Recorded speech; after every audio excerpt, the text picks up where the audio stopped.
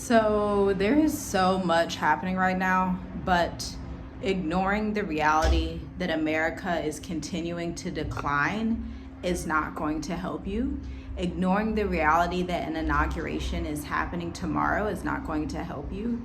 Ignoring the reality that the US passport is no longer number one, but is now number 9 in the world passports and will continue to decline. It's something that you cannot ignore any longer. It's a dire circumstance, and although it's uncomfortable for many of us from the West, not just Americans, but people who are in North America, people who are in Western Europe, people who are in the Caribbean, although that's something that is very uncomfortable, you need to come to the understanding and realize, hey, if I continue to ignore this, nothing is going to get better. Ignoring it won't fix it. Ignorance is not bliss. And so I want you to really sit and journal right now and ask yourself, what does the next year look like for me? And do I have any type of power and authority in my life that I can make a wise decision that I'm going to be thankful for later on?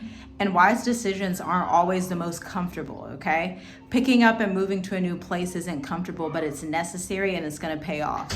Realizing and coming to terms with the fact that society is not what it used to be is not comfortable, but it's going to pay off in the long run. Financial decisions where you're like, hey, I'm going to set aside 50% of my income, or at least 40 to 30%, so that I can live a better lifestyle later on down the line, or so that I can pick up and move and do whatever I want in my life as the Most High's grace allows me to, is something that you're gonna have to come into agreement with.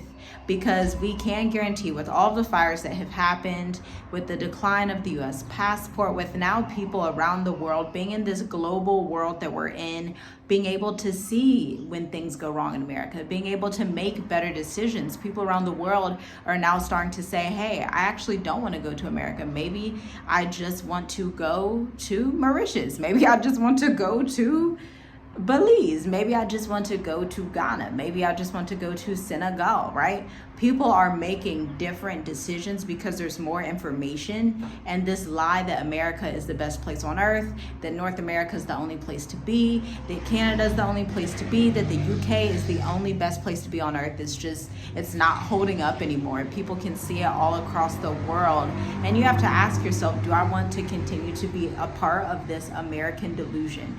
Or do I really want to have the grace, faith, and momentum to be able to travel abroad and to live my best life? Because thousands, millions of people, more Americans than ever before, and you know this if you are trying to get your passport or have been to renew your passport recently, people are leaving and they're not returning. Right? People are traveling, they're investing in different areas, or if they do return, and when they do return, they're staying for a small amount of time to do some finance stuff, to wrap up whatever they're wrapping up, and then they're back out. Because the reality is there's retirement visas, there's digital nomad visas, there's dual citizenship, there's self-employed visas, there's golden visas. Dubai just launched a new golden visa for creators and influencers who want to come to Dubai. And so there are so many opportunities out there, especially for those who have an adventurous spirit, who have a bit of humility about them, and who are open to learn about humanity, are open to just understand and realize that they don't know everything. Although we have our scriptures, we have our Bible, we have Yahushua, our Messiah, but at the end of the day, we do not know everything. And who's to say that the Master and the King of all things is not trying to draw you out so that you can be more humble, so that you can learn, so that you can experience and learn to have conversations with people?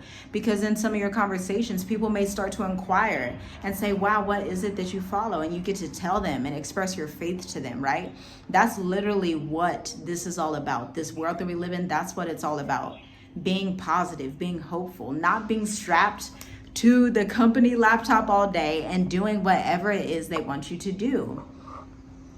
Like, there's so much more to life. And so I want to implore you and encourage you that ignoring what's going on in America will not help you. It has not helped anyone for, the duration that it's been in existence.